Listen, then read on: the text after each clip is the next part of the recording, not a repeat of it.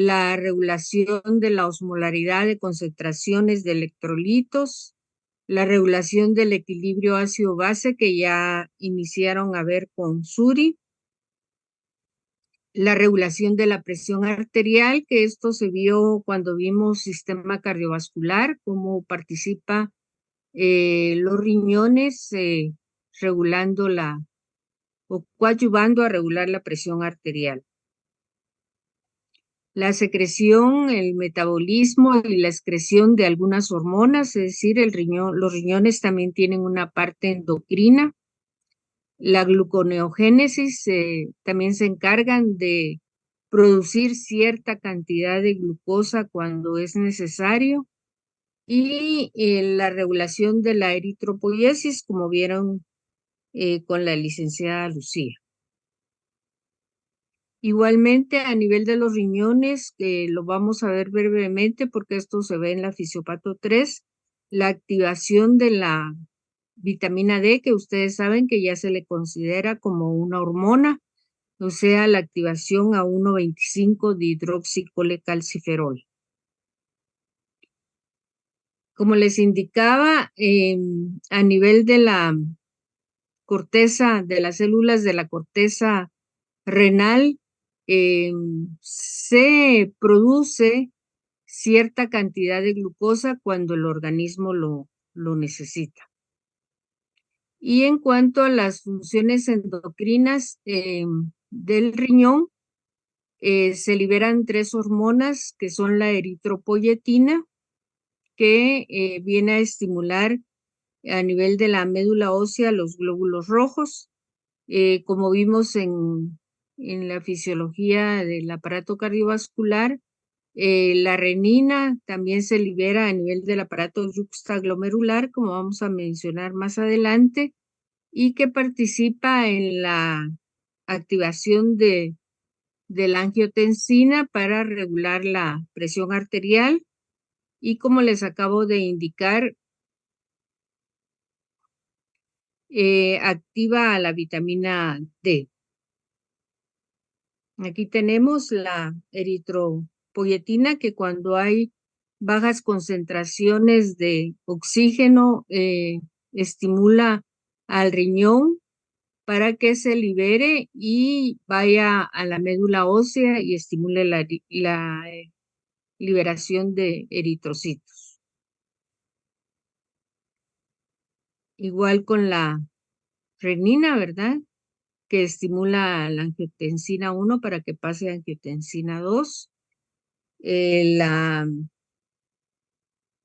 activación de la vitamina D a nivel de los riñones, de 25 hidroxicolecalciferol pasa a 1,25 de hidroxicolecalciferol, que es la forma activa de la vitamina D.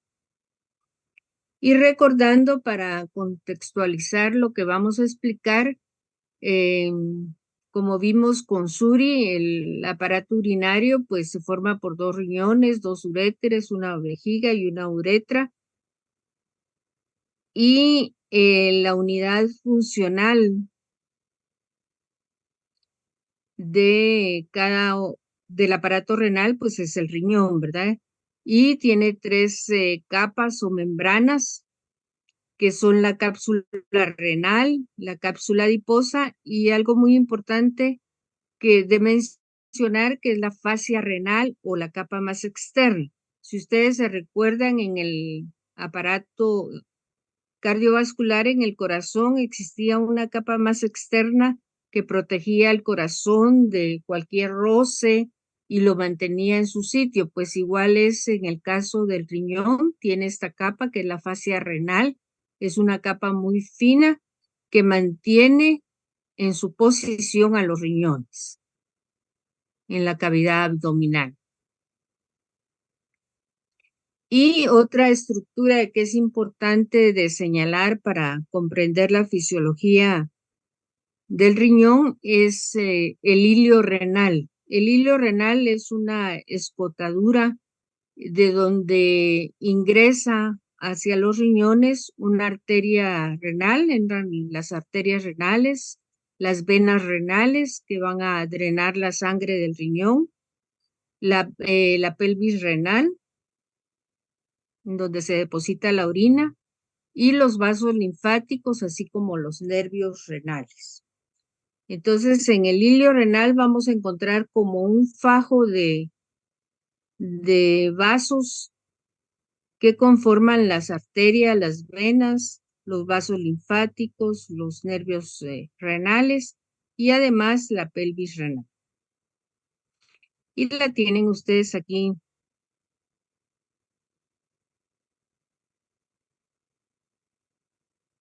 Aquí identificada esta escotadura, es donde ingresa cada una de estas estructuras. Vemos la arteria renal, la vena renal, la pelvis renal y recibe el nombre de hilio renal. Los uréteres, pues vimos también que tienen una longitud aproximada de 25 a 30 centímetros y drenan la orina a la vejiga. La vejiga urinaria, pues es como una bolsa que tiene aproximadamente una capacidad volumétrica de 700 a 800 mililitros, pero si la persona se inhibe mucho de orinar, esta capacidad volumétrica de la vejiga va aumentando hasta un punto en que se vuelve flácida y la persona ya no tiene esa capacidad de contener la orina en la vejiga, sino que tiene incontinencia urinaria, que es lo que se conoce como incontinencia urinaria, y va frecuentemente al baño. Esto generalmente ocurre en las personas mayores y sobre todo en las mujeres.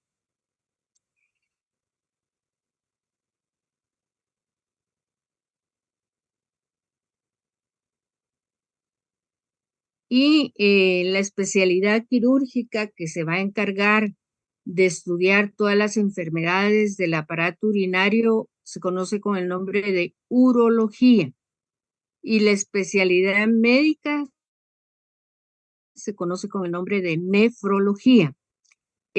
Cuando una mujer tiene problemas a nivel de su aparato genital, consulta al ginecólogo. En cambio, el varón, cuando tiene problemas con su aparato genital, tiene que consultar al urólogo, ¿verdad? Cualquier inflamación a nivel de los riñones, pues se conoce con el nombre de pielonefritis. Cualquier inflamación a nivel de la vejiga se conoce con el nombre de cistitis. Y cualquier inflamación a nivel de la uretra se conoce con el nombre de uretritis. O sea, todo lo terminado en itis es inflamación y esas son estas tres son de las principales trastornos que puede sufrir la persona a nivel de su aparato renal. Bien, la nefrona es una estructura que se localiza a nivel de los riñones y es la unidad funcional del riñón. O sea, en ella se va a llevar a cabo toda la fisiología renal.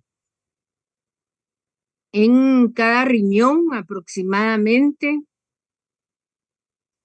vamos a encontrar de 1 a 1.5 millones de nefronas en cada riñón. Y esto explica por qué una persona, si le falla un riñón o dona un riñón, puede vivir perfectamente con un solo riñón, porque en cada nefrona se realiza toda la función del riñón. Después de los 40 años, las personas, sus nefronas empiezan a perder esa funcionalidad, degeneran aproximadamente en un 10% y cada 10 años se pierde aproximadamente un 10% del número de nefronas y ya no se pueden generar. Entonces, por eso también es explicable que las personas que se someten a diálisis Generalmente son personas mayores en su mayoría, pero también hay niños y adultos a los cuales su riñón no le está funcionando bien y tienen que someterse generalmente a trasplante renal.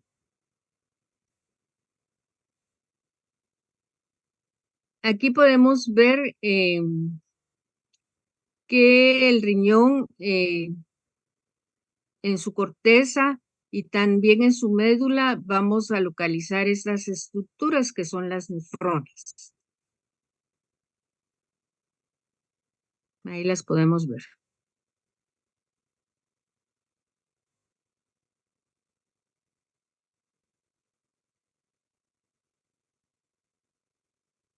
Las nefronas son estructuras, pues, no complicadas en su conformación, pero sí complejas en que tienen una serie de estructuras que vamos a ir explicando a medida que avancemos. Los componentes principales de la nefrona son la cápsula de Bowman, el túbulo contorneado proximal, la asa de Henle, el túbulo contorneado distal y el túbulo colector. Y cada una de estas estructuras tiene una función para realizar lo que las diferentes funciones del riñón que mencionamos al principio. La nefrona, al consultarla ustedes en los libros, van a encontrar que tiene los diseños más caprichosos posibles, según la persona, el dibujante que lo, que lo ha esquematizado, ¿verdad? Y vamos a poner algunos de esos diseños. Pero aquí podemos, en este esquema, podemos encontrar lo que acabamos de mencionar de las partes de la nefrona. Este es el glomérulo, esto que ven acá, está como casco de, de un motorista o de un, del espacio, ¿verdad? Esta es la cápsula de Bowman. Y la cápsula de Bowman encierra al glomérulo. Luego de la cápsula de Bowman sale un conducto que por encontrarse próximo a la cápsula de Bowman, o sea, cercano a la cápsula de Bowman y que se encuentra en forma contorneada, se le llama túbulo contorneado proximal por estar cerca a la cápsula de Bowman. Luego del terminar ese conducto, sigue otro que tiene la forma como de una U y tiene un recorrido recto hasta llegar a lo que tiene también otro recorrido recto. El que sube es un poquito más grueso, como pueden ustedes ver, que el que baja, y a esto se le llama la asa de Henle, a esta parte de aquí de la nefrona. Es la asa de Henle. Tiene funciones muy importantes en la regulación del agua corporal y luego viene otra vez el conducto que se contornea y por estar ya lejano a la cápsula de Bowman se le llama túbulo contorneado distal, o sea, distante a la cápsula de Bowman y porque se contornea descontornea. Luego tenemos otro conducto que es recto y que tiene varias entradas, muchas entradas. En cada una de estas entradas, una nefrona está depositando su contenido en el túbulo colector, por eso se le llama túbulo colector, porque colecta la producción de cada nefrona, que en este caso es la orina, ¿verdad? Ya cuando pasó todos los procesos a través del glomérulo, cápsula de Bowman, túbulo proximal, asa de Henle, túbulo distal, va a drenar al túbulo colector que recolecta toda la orina. La sangre que ingresa a la nefrona va a ingresar a través del glomérulo por la arteriola aferente. esta que ven ustedes aquí. La arteriola aferente lleva la sangre hacia el glomérulo y sale del glomérulo la sangre por la arteriola eferente. Esas son las partes principales de la nefrona.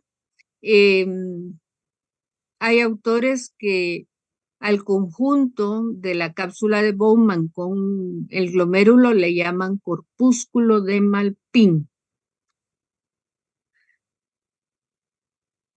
Y como les decía, hay muchos diseños de la nefrona. Este aparece en el libro de Guyton, con todas las partes que acabo de explicar. Como pueden ver aquí, el túbulo colector pues tiene muchos vástagos donde está recibiendo el producto de las nefronas, que ese producto es la orina.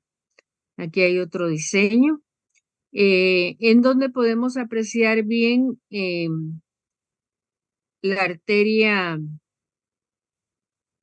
aferente que lleva la sangre al glomérulo y la arteria eferente que saca la sangre del glomérulo.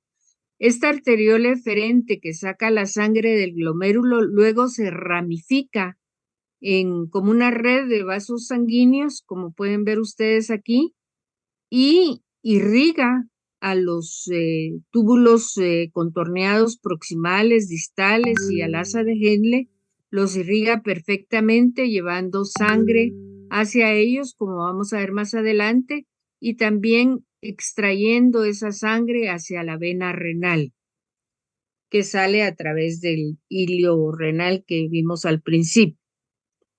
Cualquier duda, por favor, me dicen. Aquí hay otro diseño de lo más sofisticado de la nefrona.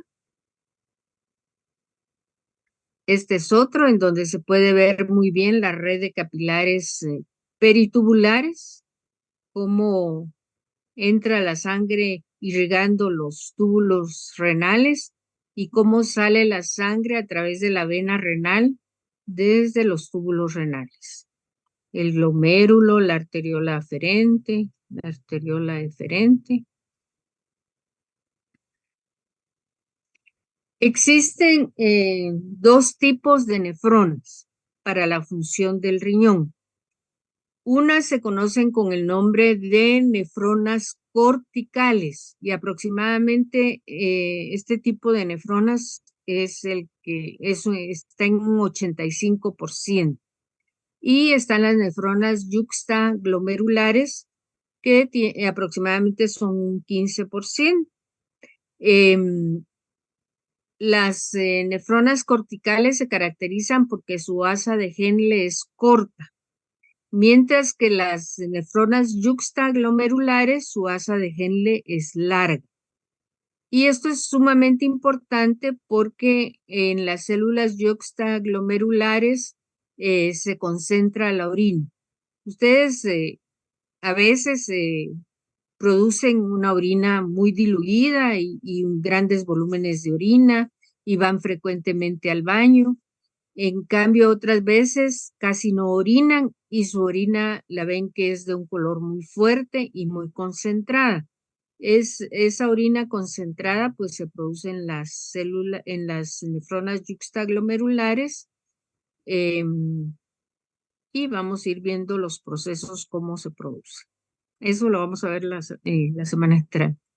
Entonces aquí podemos ver a la nefrona cortical con su asa de Henle corta. ¿Y por qué se le llama cortical? Porque está casi localizada en la corteza del riñón. Ustedes ven aquí, está la corteza del riñón y aquí localizamos casi totalmente a la nefrona cortical. Apenas un pedacito del asa de Henle ingresa a la médula del riñón. En cambio, las nefronas yuxtaglomerulares tienen casi todas sus túbulos, desde el túbulo contorneado proximal, totalmente la asa de Henle y el inicio del túbulo distal en la parte medular del riñón, la médula del riñón. Y igual los túbulos colectores, ¿verdad? Se localizan en su mayor proporción en la médula del riñón. Entonces, eso es lo que diferencia a cada una de ellas. Las nefronas corticales se encuentran en su mayor proporción de su estructura en la corteza del riñón y las yuxtamedulares en la médula del riñón. ¿Qué característica pues tiene la cortical? Lo que acabamos de decir, ¿verdad? La mayor parte se localiza en la corteza y el resto apenas si penetra en la médula, mientras que la yuxtamedular se encuentra casi totalmente en la médula del riñón.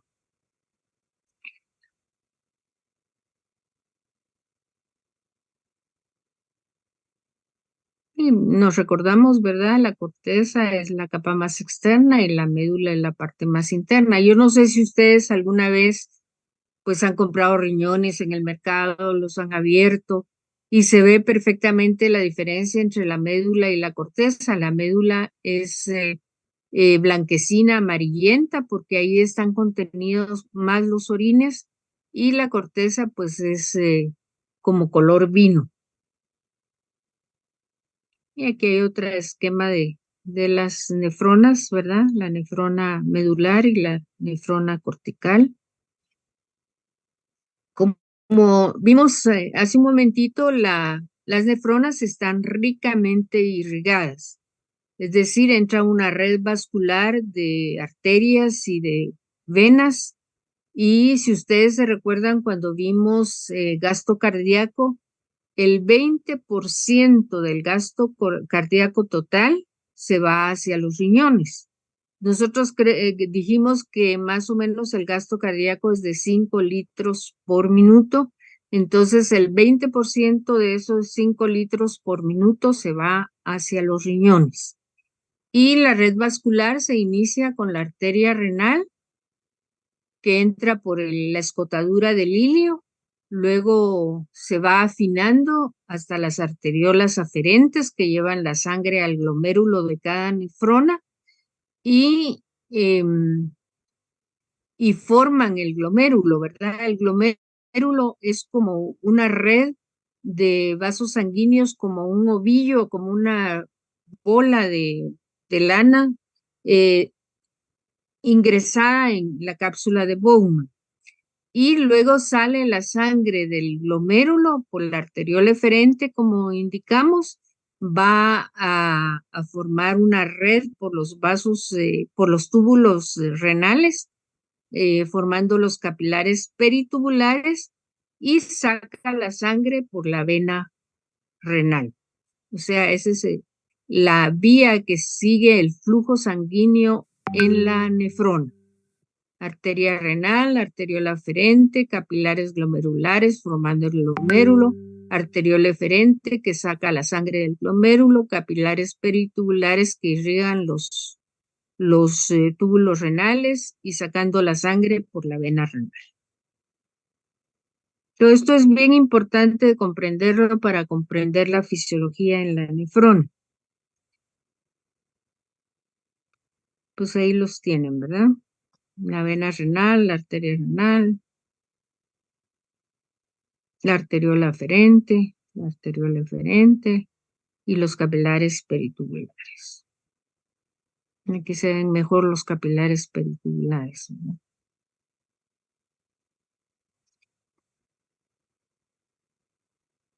Así como está ricamente irrigada, también está ricamente inervada.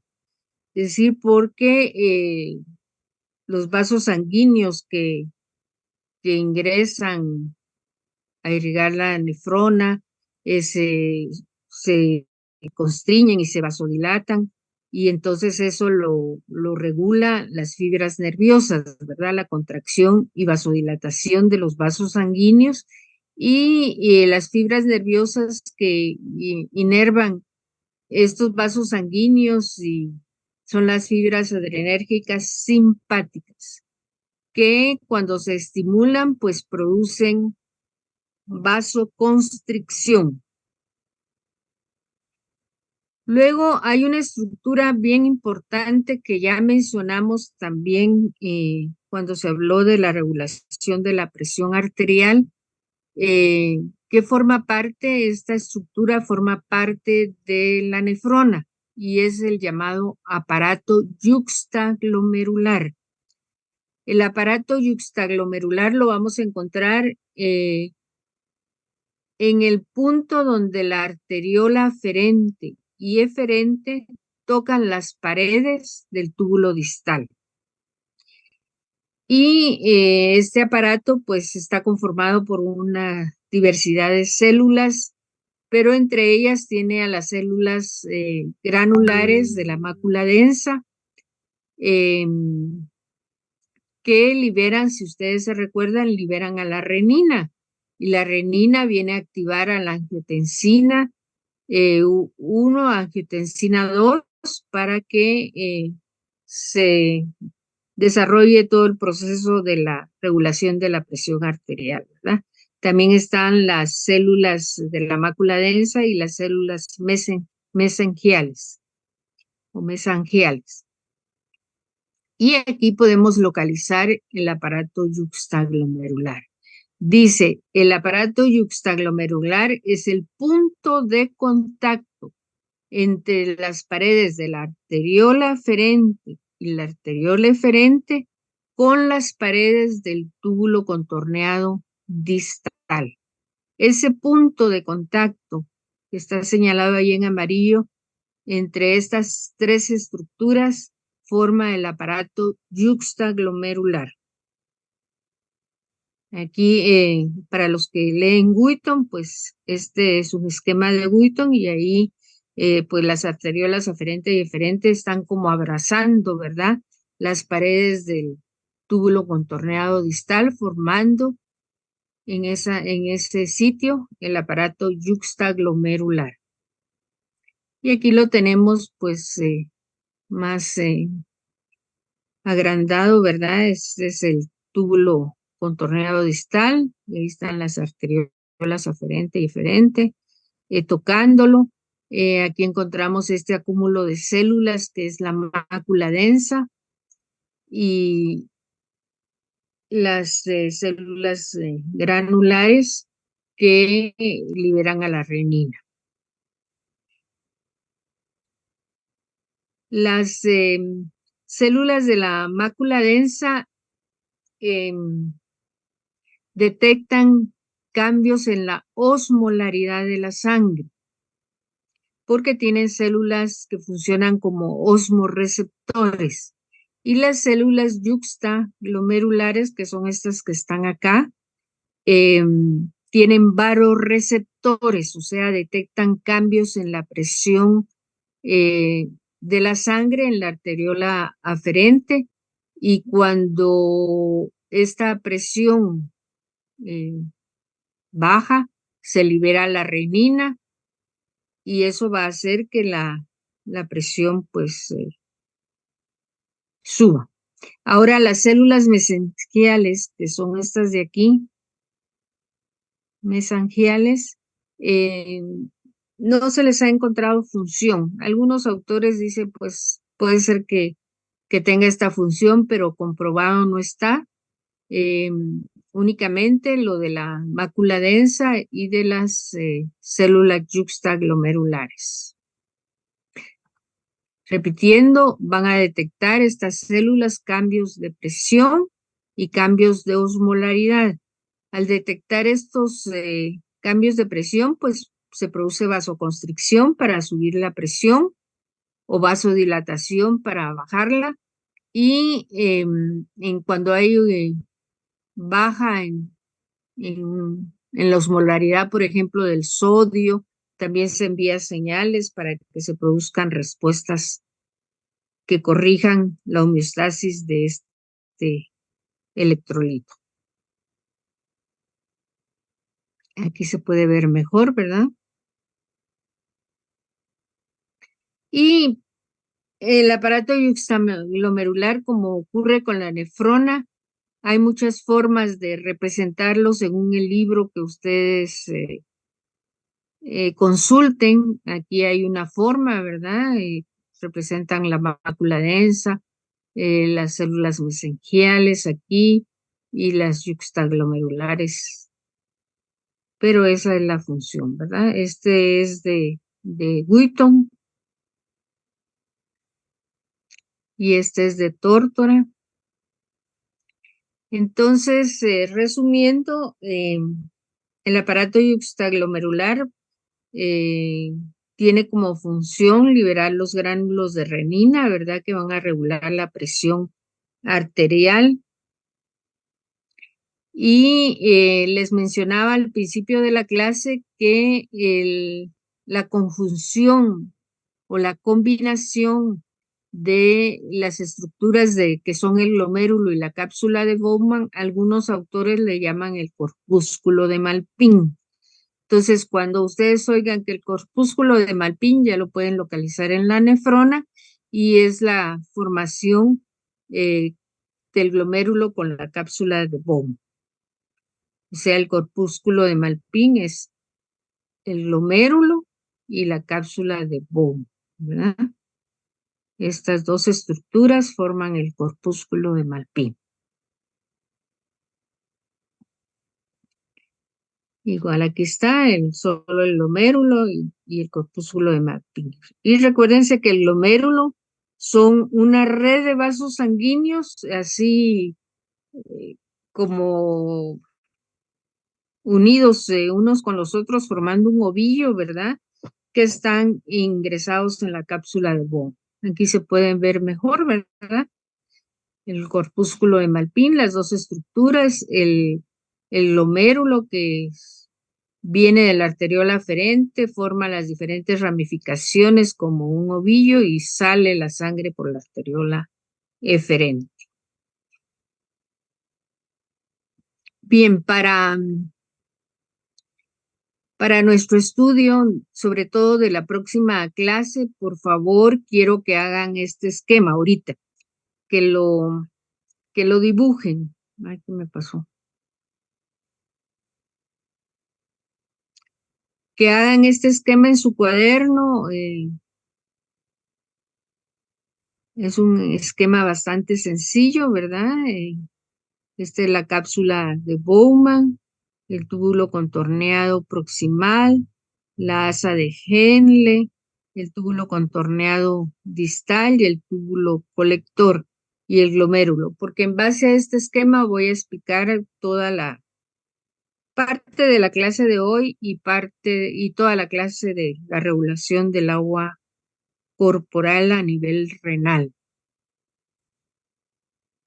Entonces les doy 2 minutitos para que hagan el esquema de esta nefrona con sus partes.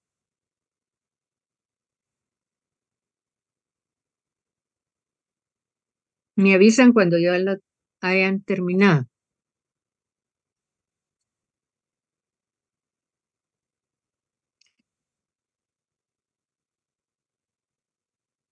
Ah, checo.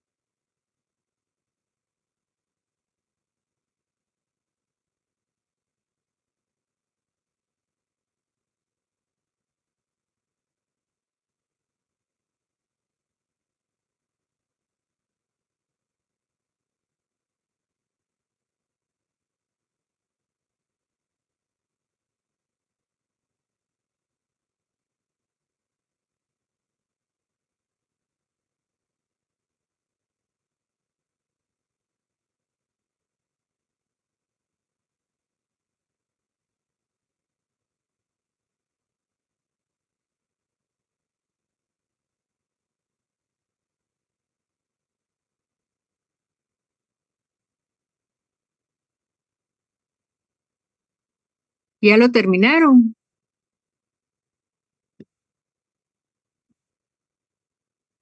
Ya, licenciada. Bueno, entonces vamos a continuar. Gracias. Em,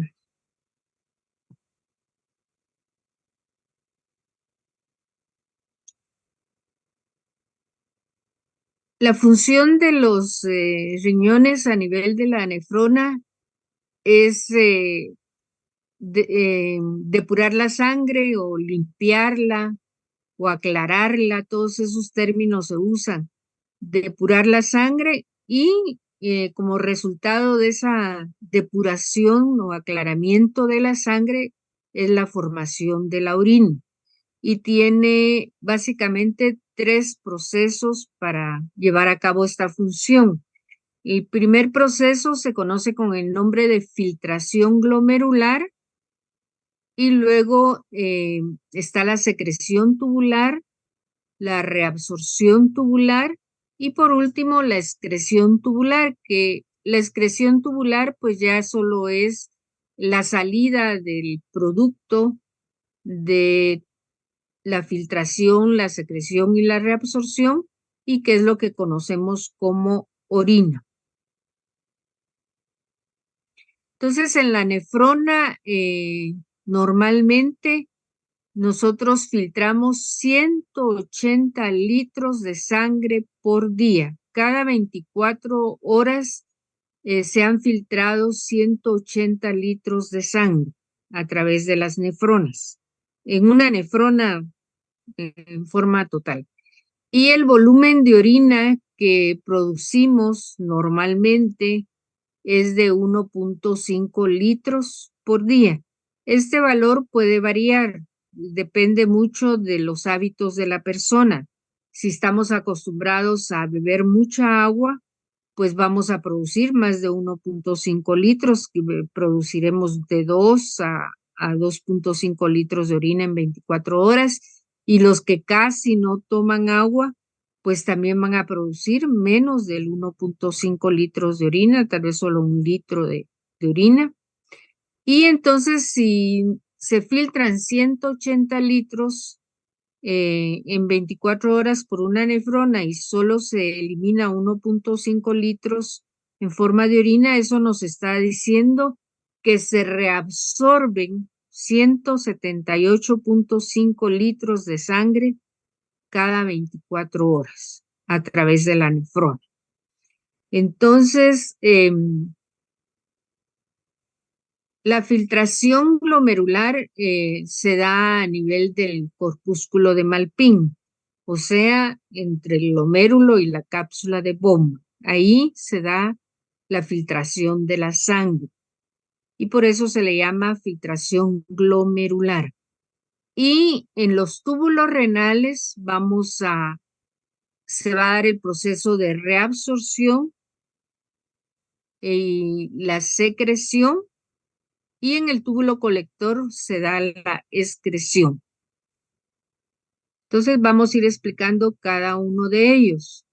Mencionábamos que la filtración glomerular se da entre el glomérulo y la cápsula de Bowman.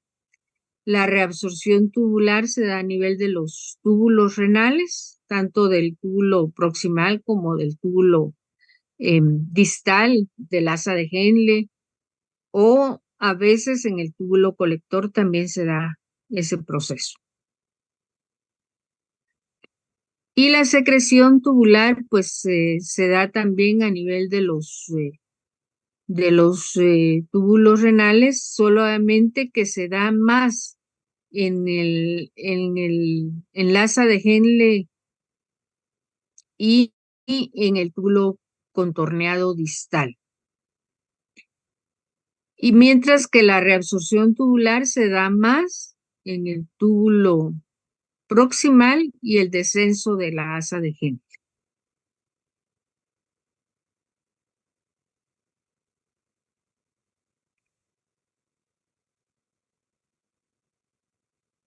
Aquí tienen ustedes esto que es de tórtora, pues ahí expresa los tres procesos, ¿verdad? Filtración glomerular, reabsorción tubular, secreción tubular.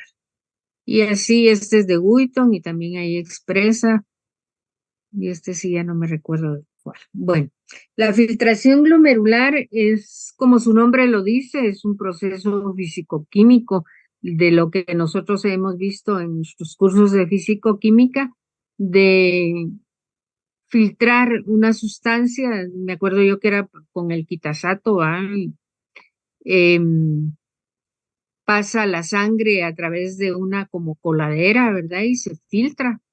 Esa coladera pues funciona con las paredes del glomérulo y la cápsula de Bowman y ahí se filtra la sangre. Entonces a ese proceso se le llama filtración glomerular y se caracteriza porque el plasma sanguíneo atraviesa los capilares glomerulares hacia la cápsula de Bowman y este líquido resultante de ya en la cápsula de Bowman se conoce con el nombre de ultrafiltrado y se caracteriza, fíjense bien, porque esto es muy importante para comprender la fisiopatología de ciertas enfermedades renales.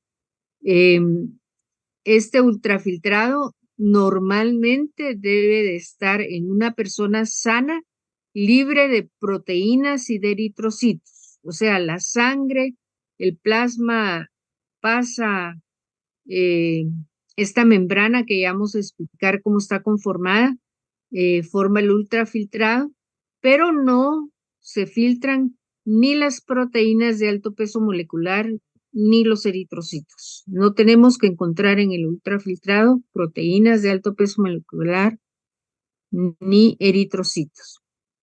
Y esta filtración glomerular es el primer paso para la formación de la orina y se lleva a cabo de acuerdo a un gradiente de presión. Por eso yo estoy recordando los cursos de físico-química, ¿verdad? Donde filtrábamos con el quitasato y aplicando un gradiente de presión. Y había una membrana, ¿verdad? Que tenía que atravesar para que no pasaran ciertas sustancias. Pues exactamente igual actúa el. Entonces, la filtración glomerular podemos definirla como el movimiento pasivo del plasma a favor de un gradiente de presión de un área de mayor presión a un área de menor presión, libre de proteínas y eritrocitos, desde los capilares glomerulares hacia la cápsula de Bowman, atravesando la membrana de filtración glomerular. Esa membrana de filtración glomerular se le llama membrana endotelio capsular y tiene una conformación, pues puede decirse que bastante compleja, ¿verdad?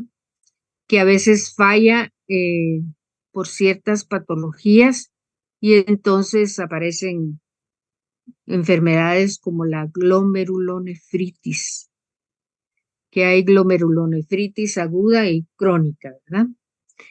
Entonces aquí, con muy buena imaginación, pues tenemos aquí el glomérulo conteniendo la sangre.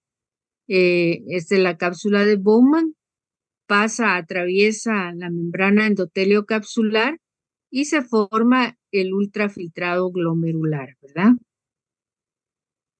Ya lo que está aquí adentro ya es el filtrado glomerular, libre de proteínas y de eritrocitos.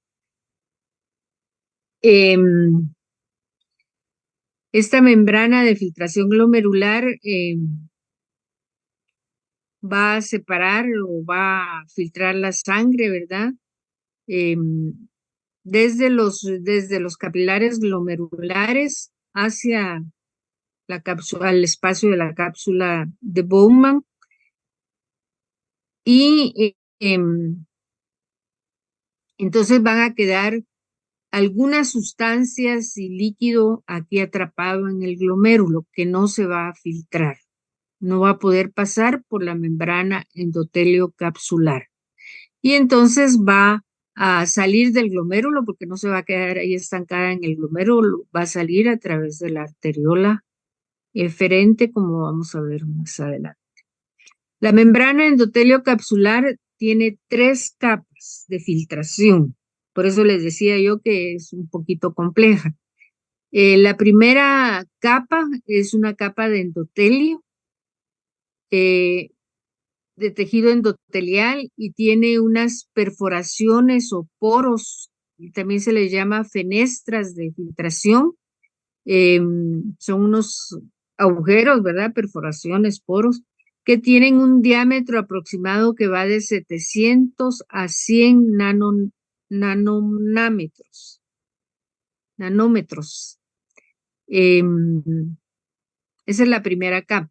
Luego tiene una membrana basal con agujeritos o poros más pequeños o cribas que tienen un diámetro aproximado de 55 nanómetros.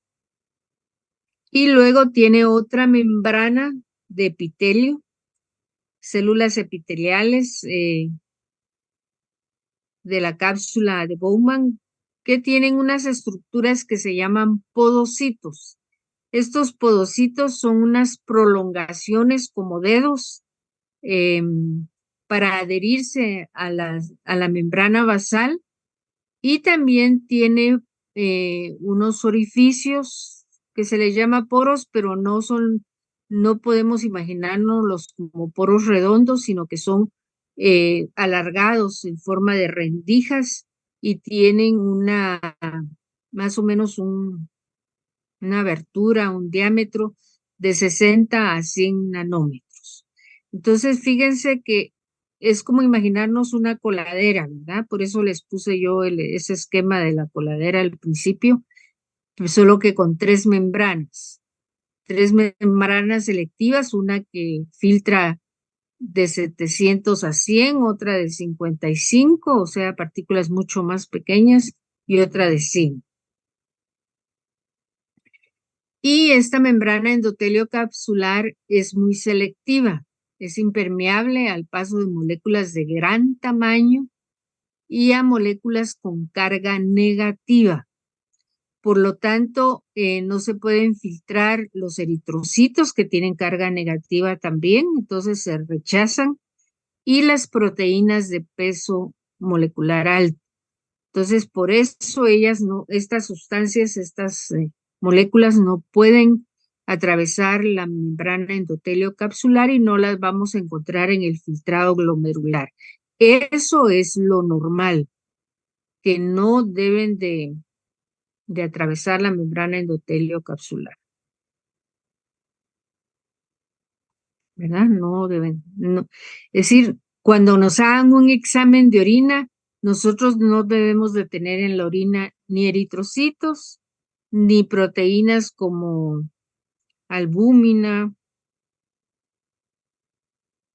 Y aquí pueden ver un esquema de esta membrana endotelio capsular. Estas prolongaciones son los podocitos y entre cada porocito hay orificios que son las que actúan como cribas, ¿verdad? Aquí también con muy buena imaginación se ven las fenestraciones capilares que tienen ciertos tramos abiertos. Y aquí están los eritrocitos que no pueden pasar, ¿verdad? Hay muchas formas de representarlo. Esto es de tórtora. Aquí podemos ver las hendiduras, ¿verdad? Con sus espacios para los poros, con sus orificios. Esta es una microfotografía con los orificios de los poros. Aquí hay otra con las hendiduras. Aquí se observan las hendiduras y los poros.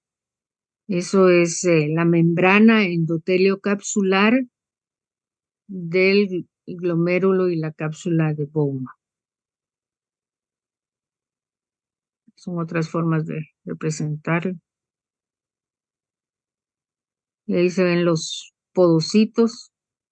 Y esta es una microfotografía, ¿verdad? También con los podocitos.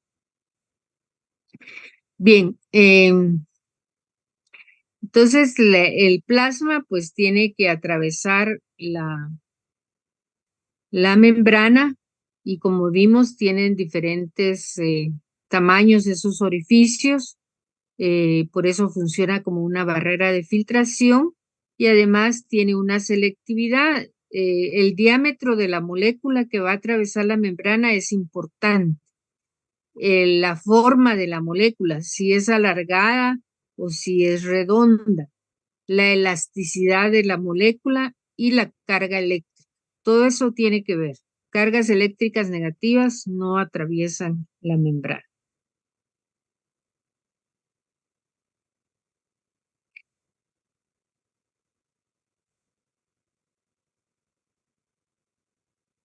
Porque en la membrana endotelio capsular está cargada eléctricamente negativa, entonces rechaza la carga eléctrica de los eritrocitos.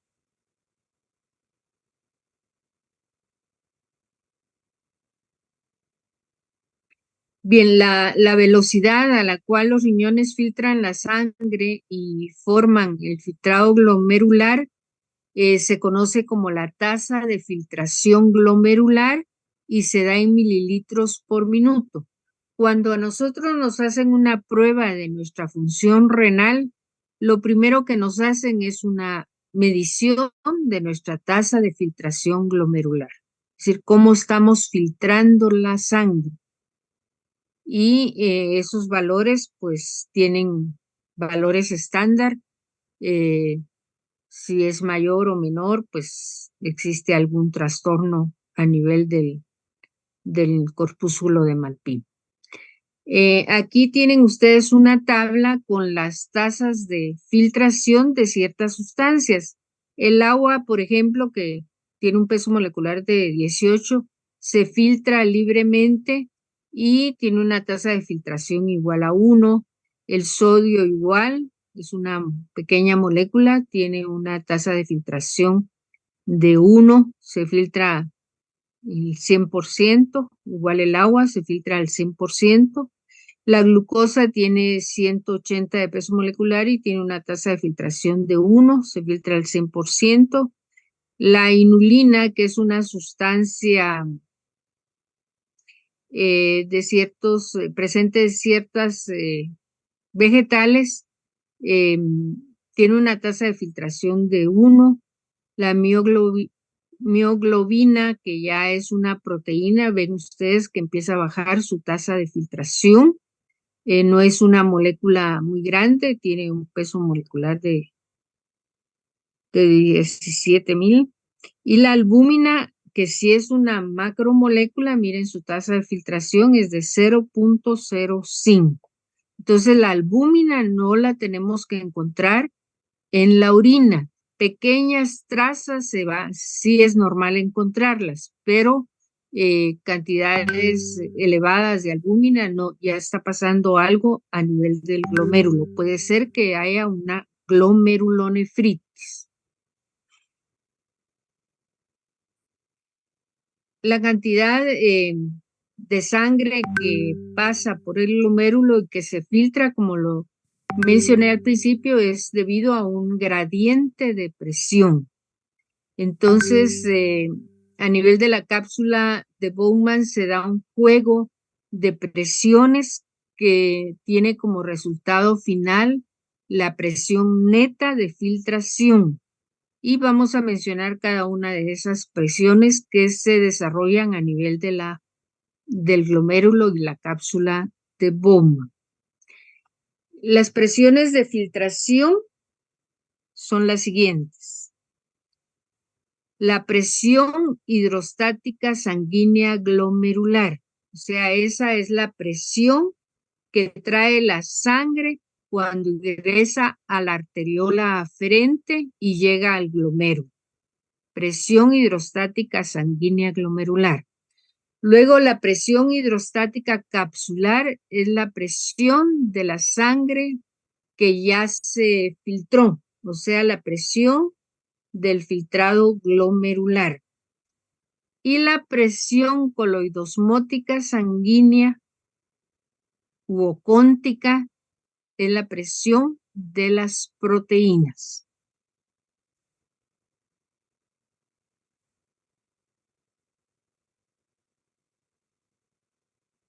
Veamos la primera de ellas.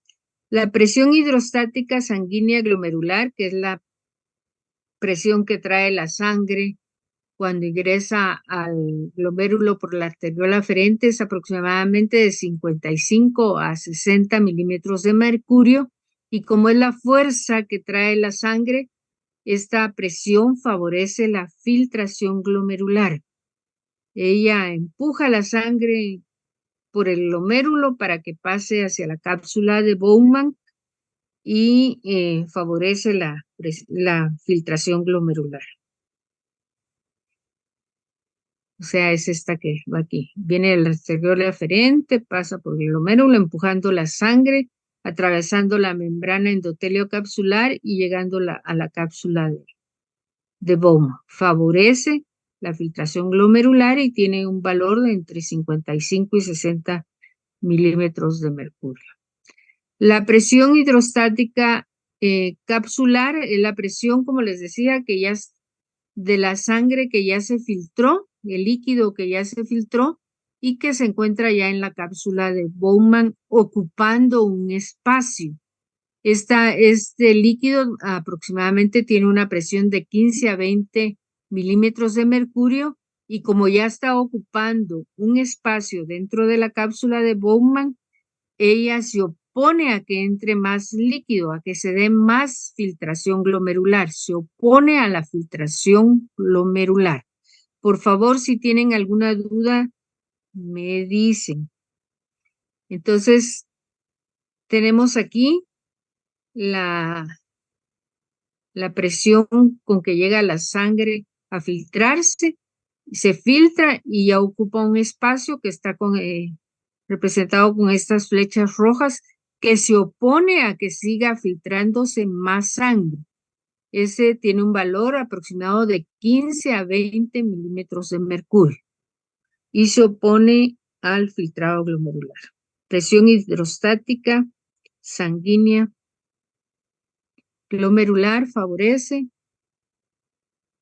y la que acabamos de indicar, presión hidrostática capsular, o sea, en la cápsula se opone. Y luego está la presión coloidosmótica u ocóntica sanguínea. Esto de coloidosmótico u ocóntico se refiere a las proteínas. Es la presión que ejercen las proteínas que están presentes en la sangre. Ustedes se recuerdan, son las más importantes, la albúmina, las globulinas, el fibrinógeno, y que no se filtraron, no pasaron por la membrana endotelio capsular, entonces han quedado retenidas dentro del glomérulo y tienen que salir por la arteriola eferente y lo van haciendo lentamente. Entonces, esta presión de estas proteínas retenidas en el glomérulo y saliendo por la arteriola eferente tiene un valor aproximado de 30 a 35 milímetros de mercurio. Y por lo tanto, si están ocupando un espacio dentro del glomérulo, porque salen muy lentamente, se oponen al ingreso de más sangre al glomérulo, por lo tanto, se oponen a la filtración glomerular. Entonces, está representado aquí por estas flechitas verdes, ¿verdad? Entra la sangre, se filtra, pero las proteínas quedan aquí retenidas y empiezan a salir por la arteriola eferente, pero lentamente ocupan un espacio, se oponen a que entre más sangre para que se filtre y la que ya se filtró también se opone a que se dé el filtrado. Entonces hay dos presiones que se oponen al filtrado glomerular y una que lo favorece. ¿De acuerdo? Presión hidrostática favorece, presión glomerular de las proteínas se opone y presión del filtrado se opone.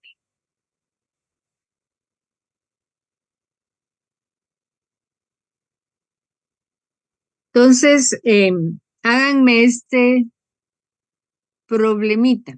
La presión hidrostática, calcular la presión hidrostática de filtración, si se da la filtración, si tenemos una presión hidrostática de la sangre de 60 milímetros de mercurio, una presión ocóntica de 25 milímetros de mercurio y una presión hidrostática capsular de 15 milímetros de mercurio.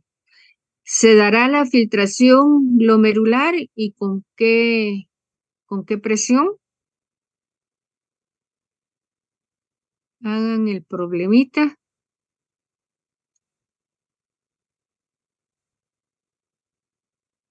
Calcular la presión de filtración glomerular, sí. La presión hidrostática capilar es de 60 y hay una presión hidrostática capsular de 15 y una presión ocóntica de 25. Sí se da la filtración. ¿Cómo? Sí se da la filtración con Y 20 milímetros de mercurio de presión. gracias, Andrés, exactamente. Y lo que tenemos que hacer es sumar 25 y 15, ¿verdad? Que son las que se oponen.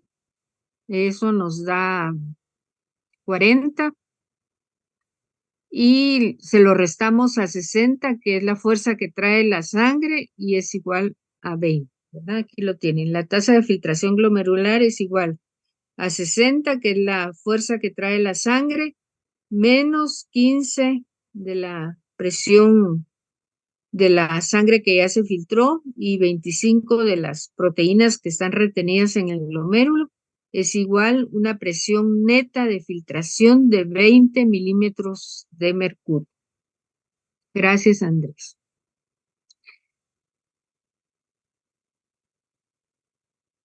Y aquí tienen otro problemita. La presión hidrostática es de 60 otra vez, la presión hidrostática del filtrado es de 18 y la presión ocóntica es de 32. ¿Se dará la filtración?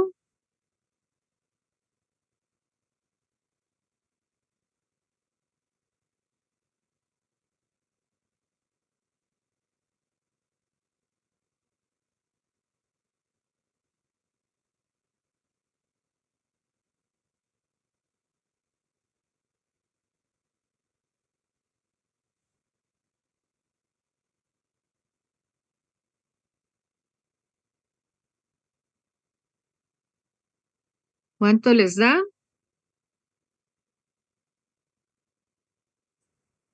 10 milímetros de mercurio a favor de la filtración. Sí, exactamente, gracias. Sí se da la filtración, ¿verdad? Eh, Volvemos a sumar 18 y 32, que son las que se oponen, y se lo restamos a 60 y nos da una presión neta de filtración de 10 milímetros de mercurio. Sí se da. Y como pueden ver ustedes, dependiendo de, por ejemplo, la concentración de proteínas varía si la persona tiene hábitos de comer mucha proteína, etcétera, o tiene algún problema a nivel sanguíneo con sus proteínas, va a haber una mayor concentración de proteínas, entonces esos valores van a variar, pero así es. Y en los libros, pues aparece ejemplificado de diferente forma, pero es exactamente igual la fórmula para calcular eso. Y les hablaba de la regulación del flujo sanguíneo de la nefrona. Esto se lleva a cabo por la inervación de las fibras simpáticas a nivel de la nefrona. Esta regulación del flujo sanguíneo en la nefrona es sumamente importante para poder responder a las necesidades que tenga nuestro organismo en un momento determinado de el flujo sanguíneo en otra parte de nuestro cuerpo, por ejemplo cuando estamos haciendo ejercicio y necesitamos irrigar los músculos, hablamos de esto en la fisiología cardiovascular, entonces se limita la irrigación a nivel de los riñones, por ejemplo, y de otras áreas, y entonces esto se hace regulando el diámetro de las arteriolas, tanto aferente como eferente. Eh, a veces esto es un mecanismo homeostático normal de nuestro organismo, pero otras veces no funciona bien este mecanismo y se dan patologías.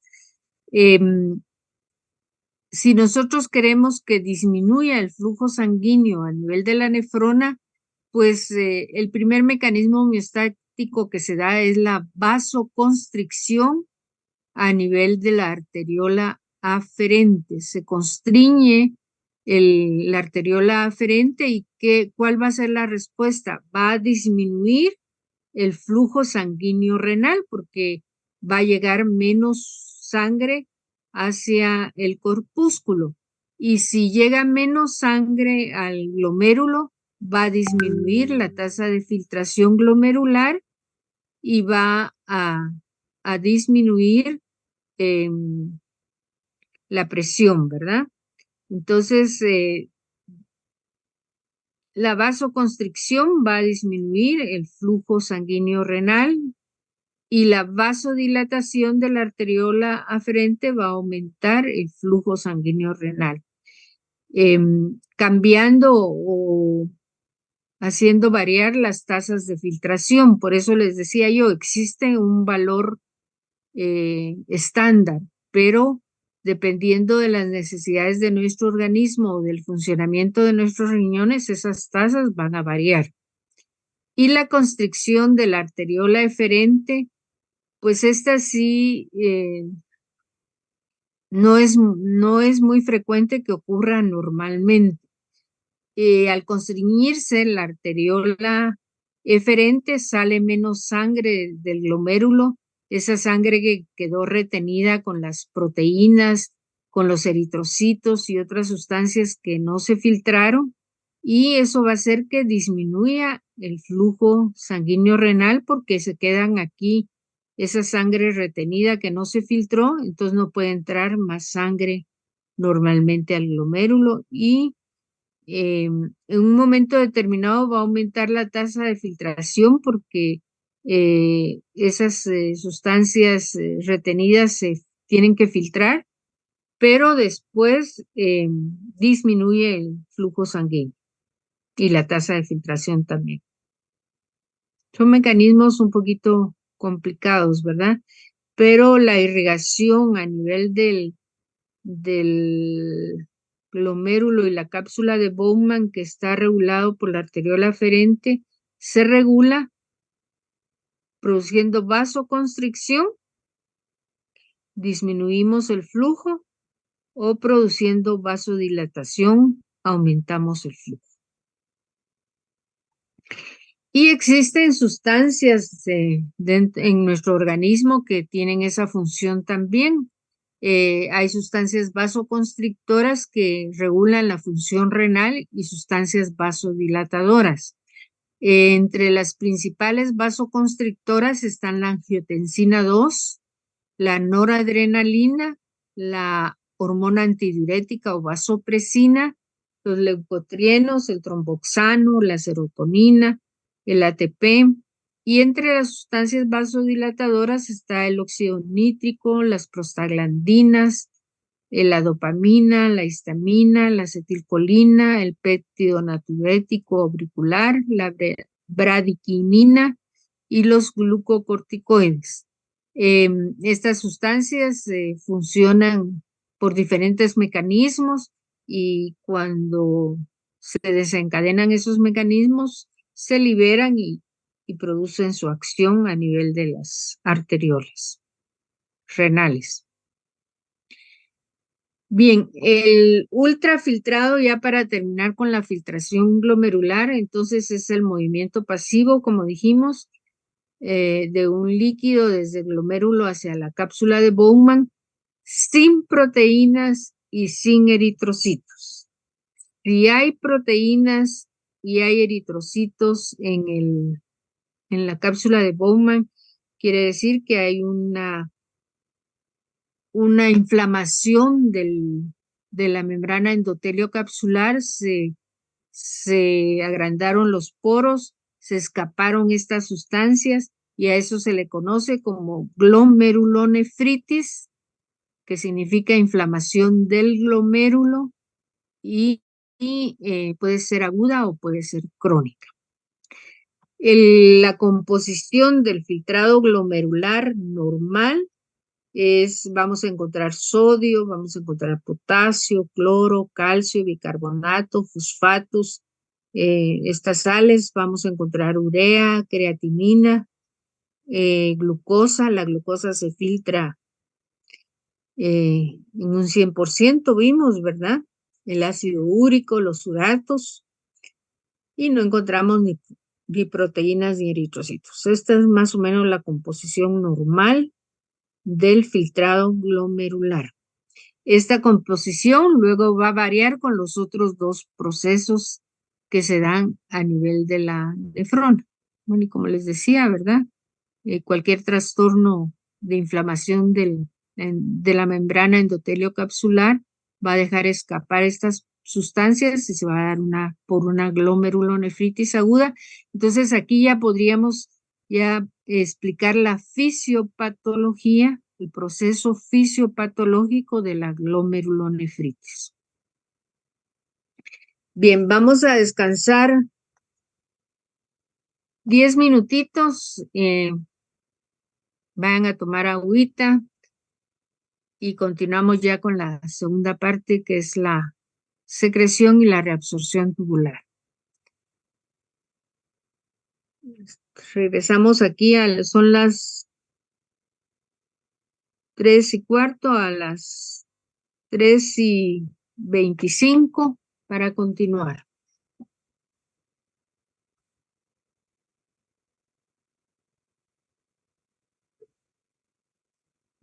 Está bien, licenciada, gracias. A ustedes.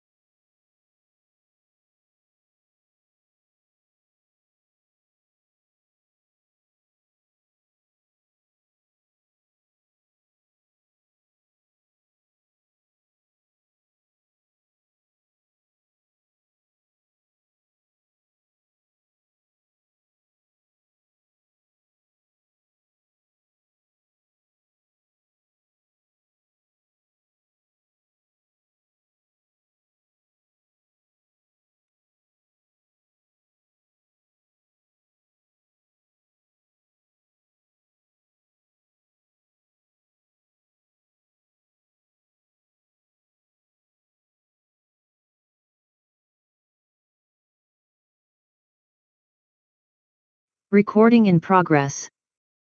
Bien, vamos a continuar. ¿Sí me escuchan?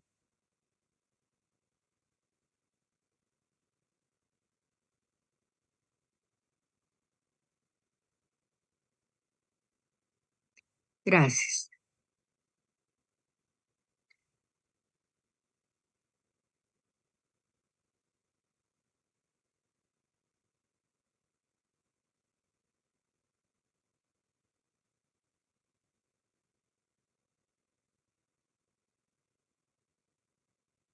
Bien, los siguientes procesos ya se dan a nivel de los túbulos renales. Salimos del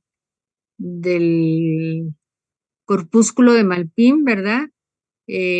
Con el filtrado glomerular y se pasa al túbulo proximal, asa de Henle, túbulo distal, hasta llegar al túbulo colector. Entonces, el primer proceso que vamos a ver de estos tres son la reabsorción tubular, que se define como el paso de una sustancia desde la luz de los túbulos renales hacia la sangre de los capilares peritubulares. Entonces, ahorita ya sabemos cuáles son los capilares peritubulares, que son los que se encuentran en esa red de vasos sanguíneos alrededor de los túbulos.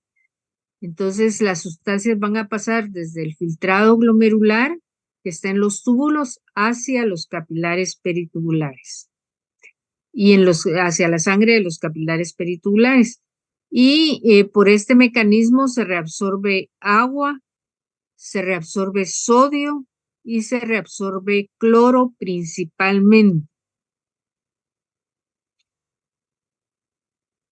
Entonces, esquemáticamente, pues este es el túbulo renal, es el paso hacia la sangre del capilar peritubular.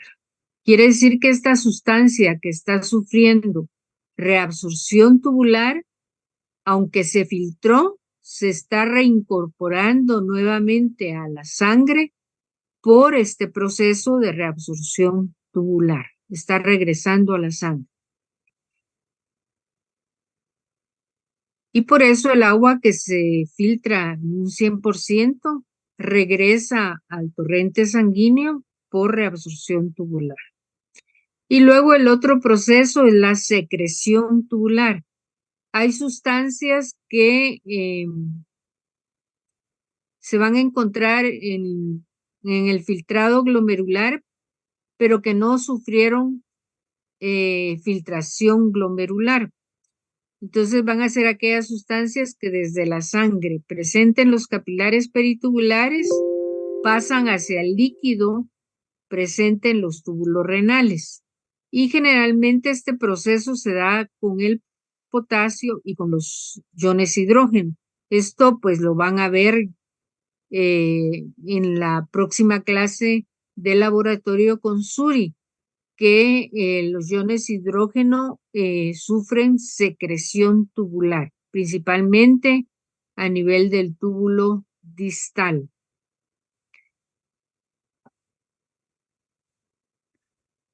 Entonces tenemos que, aunque no se filtraron, van a pasar hacia los túbulos renales por secreción tubular, desde la sangre hacia los túbulos.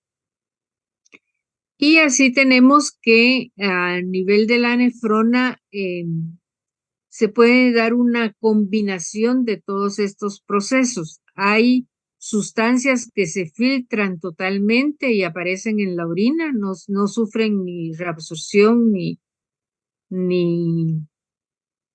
secreción y aparecen en la orina, ¿verdad? Filtración total. Hay otras sustancias que van a sufrir filtración glomerular y se van a reabsorber, pero no se reabsorben en un 100%. Entonces van a aparecer en la orina. Solo es una reabsorción parcial. Y hay sustancias que se filtran y que se reabsorben en un 100%. Entonces van a aparecer en la sangre y no aparecen en la orina. ¿Qué caso específico podemos citar de este proceso la glucosa. La glucosa se filtra en un 100%, dijimos, pero se reabsorbe también en un 100%. Si aparece en la orina, como el caso si hay glucosuria en la orina, ya es una normalidad. Se sospecha de varias patologías, principalmente de lo que es la diabetes, ¿verdad? Porque la glucosa no tiene que aparecer en la orina. Dijimos nosotros que se filtraba, o sea, está en el filtrado glomerular, pero cuando pasa a los túbulos se reabsorbe en un 100%. Eso es lo normal. No tiene que aparecer en la orina. Y no todas las veces que aparece glucosa en la orina quiere decir que una persona sea diabética. La mayoría de las veces sí, pero hay casos, la glucosa se reabsorbe a nivel de los túbulos renales, necesita un transportador que generalmente es el sodio. Si el sodio no, como cotransportador, ¿verdad? Si no la transporta para que se dé la reabsorción, puede aparecer en la orina. Estos hay casos de pacientes que, por ejemplo, tienen hipoglicemia y glucosuria. O sea, tienen baja concentración en sangre de glucosa y la están excretando por la orina. Es porque no tienen el cotransportador para ser reabsorbida. Entonces, estas personas sufren mucho de casos de hipoglicemia. Y hay veces que van y se hacen, el médico les manda un examen, un laboratorio, donde a veces no está el profesional, ¿verdad? O en los hospitales se da mucho eso. Entonces dicen, ah, es diabética y le mandan un hipoglucemiante. Y entonces ahí pueden matar hasta la persona, ¿verdad? Porque no es un caso de diabetes. Entonces hay que tener mucho cuidado con eso. Y hay sustancias que se filtran libremente, pero también sufren secreción tubular, o sea que además de la filtración, también se secretan desde los capilares tubulares. Entonces, por todos estos procesos pueden aparecer sustancias en la orina o no aparecer, ¿verdad? Y aquí tenemos pues el agua, como les decía, el agua se reabsorbe en la mayor proporción en el túbulo proximal, eh, juntamente con el sodio y el cloro. eh, se reabsorbe a nivel del principio del asa de Henle. También en la U se reabsorbe el sodio y el cloro. Aquí se secreta la urea, ¿verdad? En la, en el inicio de la subida de la asa de Henle. Como les dije, en los casos de acidosis y alcalosis tiene que ver mucho el proceso del hidrógeno a nivel del túbulo contorneado distal, eh, que se secreta hacia los túbulos y también en el túbulo colector. Y cuando estamos deshidratados, que eso lo vamos a ver en la próxima clase, aquí se reabsorben grandes volúmenes de agua en el túbulo colector, pero no solo así porque sí, tienen que darse ciertos mecanismos para que pueda reabsorberse esa agua y no nos deshidratemos más. Lo vamos a explicar en la próxima clase. Pero esto está indicando las flechitas si hay reabsorción o hay secreción. Y finalmente lo que se excreta pues ya es las sustancias que aparecen en lo que conocemos como orina. Entonces el sodio, el agua y el cloruro se reabsorben principalmente en el túbulo proximal. El agua también se reabsorbe en la asa de Henle, en la rama descendente, y se reabsorbe en la asa de Henle, en la rama ascendente, cloruro, sodio y urea.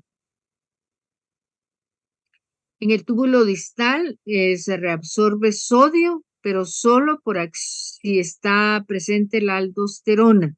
Ese es un mecanismo que explicamos, que Suri explicó en la regulación de la presión arterial, ¿verdad? Donde la aldosterona intervenía para subir la presión arterial, cambiaba la permeabilidad de los túbulos, de las membranas del túbulo distal para que se reabsorbiera sodio. El sodio jala el agua y sube la presión arterial.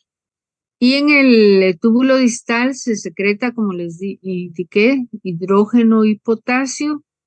Y en el túbulo colector se reabsorben grandes cantidades de agua cuando la persona está deshidratada, pero por acción de una hormona, que es la hormona antidiurética. Lo vamos a explicar el mecanismo en la próxima clase. Y por último, se da ya la eliminación de todo lo que pasó por la nefrona, ¿verdad? En el túbulo colector, y a ese proceso se le llama excreción, que es la eliminación a través de la orina de sustancias que fueron filtradas y secretadas en la nefrona. Entonces la excreción es igual su fórmula a lo que se filtró menos lo que se reabsorbió más lo que se secretó, ¿verdad? Y eso nos da la tasa de excreción.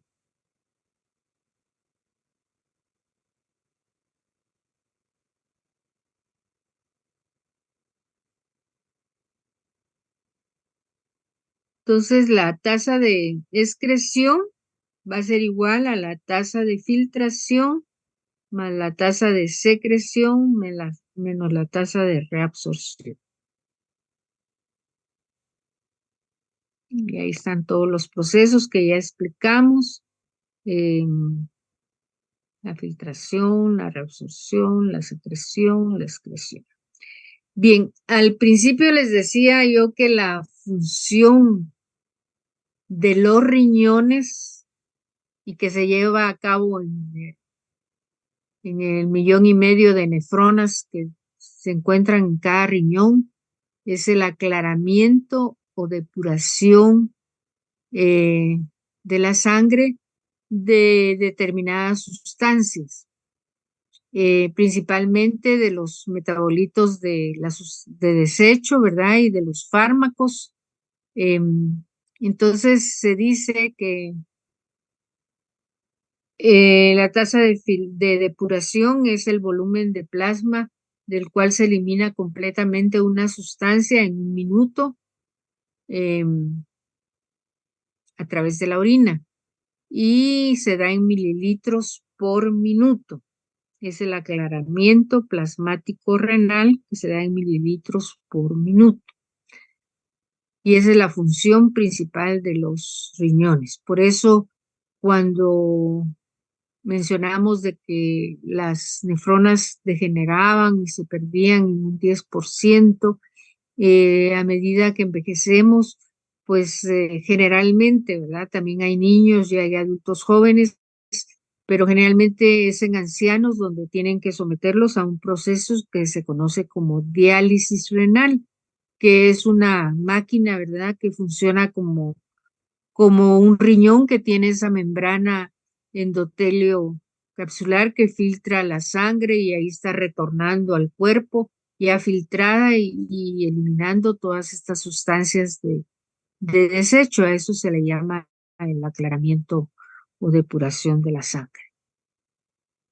Y hay una fórmula para calcularlo, que es esta, aclaramiento plasmático renal, que es igual al volumen de la orina por minuto que se recoge, multiplicado por la concentración de la sustancia que se está determinando, ¿verdad? Su tasa de filtración, depuración en la orina, y dividido entre la concentración de la sustancia en el plasma. Entonces, aplicando esta fórmula se encuentra la tasa de aclaramiento o depuración renal. Generalmente, pues, se utiliza como ejemplo la urea, ¿verdad? La urea tiene un volumen de aparecimiento en la orina por minuto de 2 mililitros por minuto. Y su concentración es de 7.5 mililitros en la orina y en el plasma es de 0.2 miligramos por mililitro. Entonces, aplicando la fórmula, su tasa de depuración es de 75 mililitros por minuto. Y generalmente, pues se usa como un patrón de comparación, pero hay también otras sustancias. Se utiliza mucho la creatinina y la inulina que les indicaba yo, que es esta sustancia de las plantas que se filtra en un 100%, pero actualmente ya casi no se utiliza ella como patrón, más se utiliza la creatinina y el para-amino hipúrico.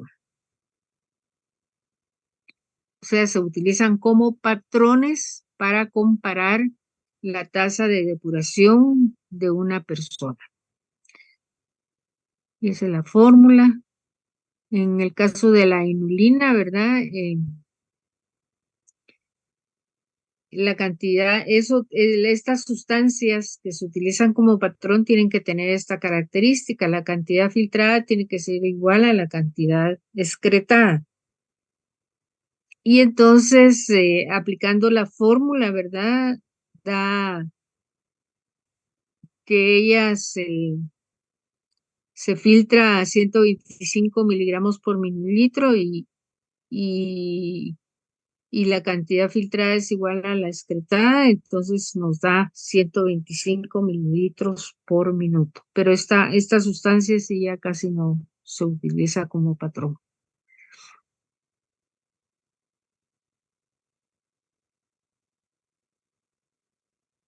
Entonces, como les decía, los diferentes grados de disminución de la tasa de filtración glomerular van a relacionarse con la patología renal, ¿verdad?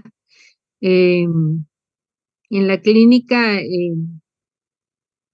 actualmente lo que más se utiliza es para evaluar la función renal, les decía yo, es la creatinina plasmática, ¿verdad? La concentración, la medición de la creatinina plasmática eh, para medir la función de cómo están depurando los riñones el plasma.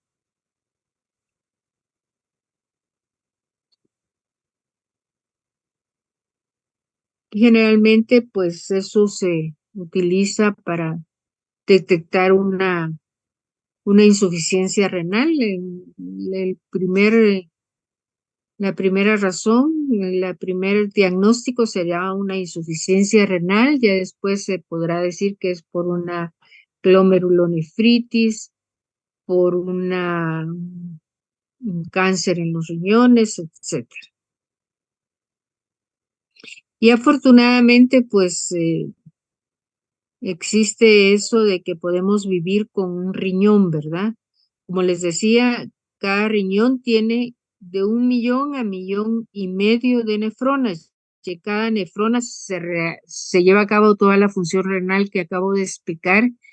Entonces, una persona con un riñón puede vivir perfectamente. Y por eso se dan los trasplantes renales generalmente entre un paciente y un familiar para que no exista el problema del rechazo. Pero antes incluso se hacía con trasplantes de pacientes cadavéricos. Creo que aún todavía se realiza cuidando de que no haya un rechazo del trasplante. Y pues las principales causas de insuficiencia renal crónica van a ser la hipertensión, la glomerulonefritis y la nefropatía diabética. Esas van a ser las principales causas de insuficiencia renal crónica. La hipertensión es crónica y la nefropatía diabética igual. Entonces, no sé si tienen alguna duda, algún comentario, alguna pregunta.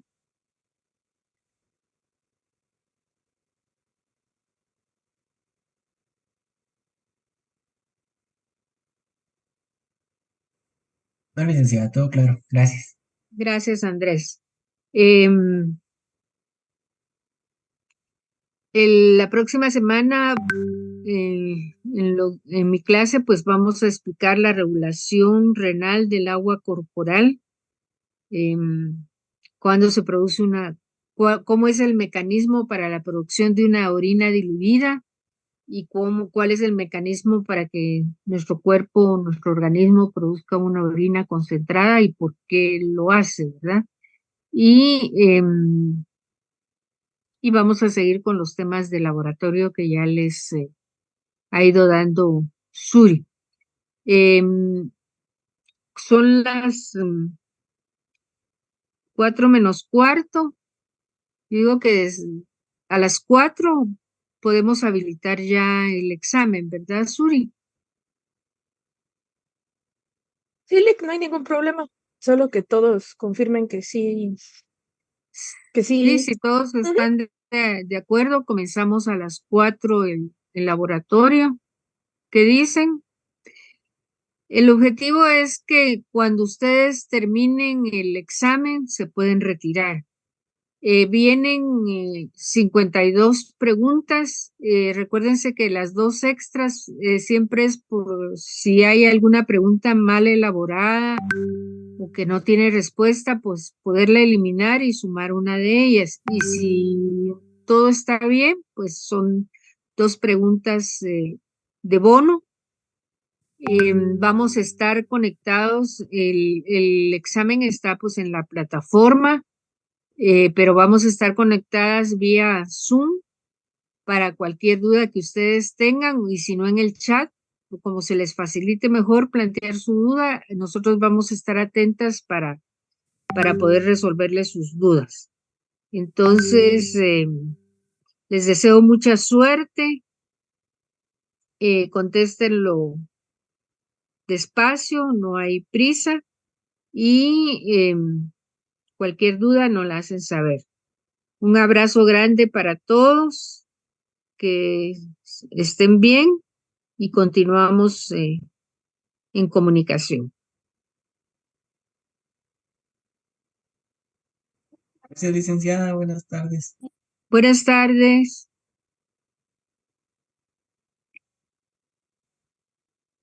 Gracias, licenciada. Feliz tarde. Feliz tarde, Stephanie. Gracias, Lick. Feliz tarde. Feliz tarde.